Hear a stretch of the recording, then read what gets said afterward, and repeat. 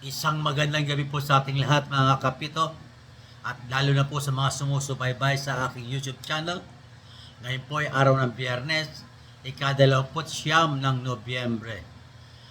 Mag-shoutout po muna tayo sa mga may kaarawan sa araw na ito. Kay Grace Borlas na aking kabarangay sa Barangay 702, kay Soraya Arasad Obaldo na ito po yung sister ng aking matalik na kaibigan sa high school na si Rogelio Arasad, at ganoon din po kay Peter Tadili, kay MD Hermoso, Noslew Bulaklak Istalilia, Bernie Domingo, kay Coach Rep Burns, Jason Thailand Martinez, Brilliant Kagurangan, at ganoon din po kay Ferdinand Tolentino. Maligayang kaarawan po sa inyo lahat. At ganun din po, mag-shoutout po tayo sa mga sumusunod. Shoutout po sa Arbitero Valenzuela na pinamumunuan ni Marlon Reyes. Sa SBP Calvo sa pamumuno ni Dante Tolentino Guillermo. Sa D-Area Referee sa pamumuno po ni Ramel Viloria. Sa Naricom Davao Oriental na sa pamumuno ni Marlon Ligad, at ganun din po kay Max Adriatico Tabiolo ng SBP Northern Samar. Ang ating pong tatalakayin sa araw na ito ay ang tungkol dito sa Article 36.2.1. Ang sabi po doon, a technical foul is a player non-contact foul of a behavioral nature including but not limited to the following. Okay? Paano po ang pagtawag ng technical foul sa isang player? Okay. Isa-isa po natin. Una, number 1, disregarding warnings given by referees. Sa Tagalog po ito, napakasimple. Sabi doon, hindi pinapansin ang mga babala na ibinibigay ng mga referee. So, pag nag-warning po ang referee, at hindi pa pangalawang pagyayari ay hindi sumunod, technical foul po siya.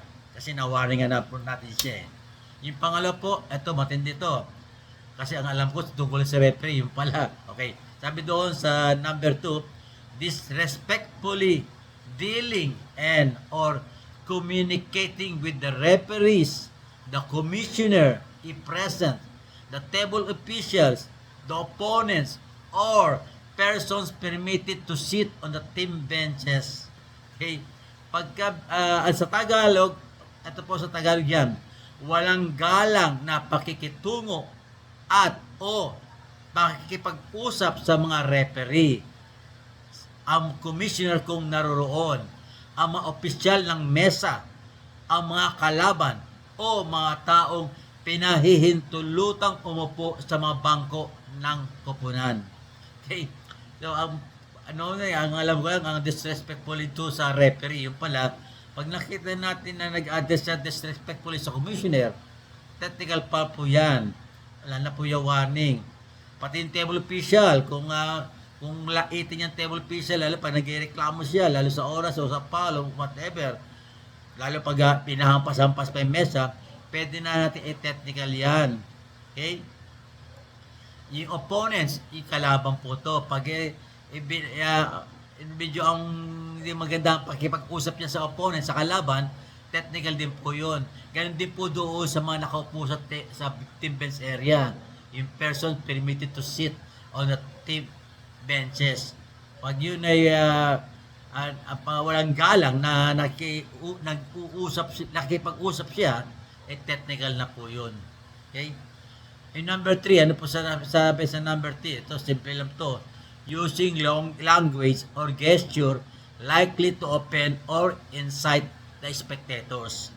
Sa wikang Tagalog, ang sabi doon, ang paggamit ng salita o mga kilos ay malamang na makasakit o mag-udyok sa mga manonood. Bibigyan ko po kayo ng example, nangyari po sa amin to. Okay? Isang pair laban po ito ng St. Binilat ng UP sa aming liga na kung saan ako ang technical commissioner. Yung isang player ng St. Benil ay tinawagan ng unsportsmanlike foul. Okay? Nung tinawagan ng unsportsmanlike foul, yung player na foul niya, yung magulang na sa benches, galit na galit. Ito naman player na unsportsmanlike foul, pinatulan. Nagamo ng away, nagpapalitan ng masasamang salita, lalo na disgrasya, na-disqualified po siya. Disqualify yung foul lalo. At ang sabi pa ng coach noon, bakit dapat pati yung meron technical? Hindi naman po pwede technical ang meron eh. Pwede yung palabasin po yung. Kung meron tayong security, pwede palabasin yon. Kasi nag-aamo ng away, lahat silang dalawa nag-aamo ng away, pwede rin palabasin yon. Pati yung player na yon ay doon sa dressing room.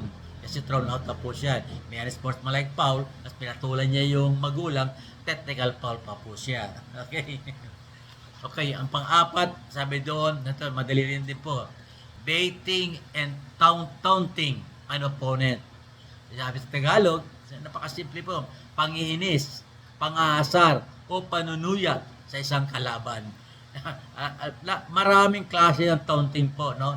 Minsan nag-flex muscle. Pag nakashoot siya, yung bumabantay sa kanya, harapan niya, nag-flex muscle. Taunting na po yun. Or tinuturo yung yung kalaban, pag nakashoot siya, tinuturo niya, harap-harapan. Technical rin po yun. Kasi yung po magsisimula ang mga gulo.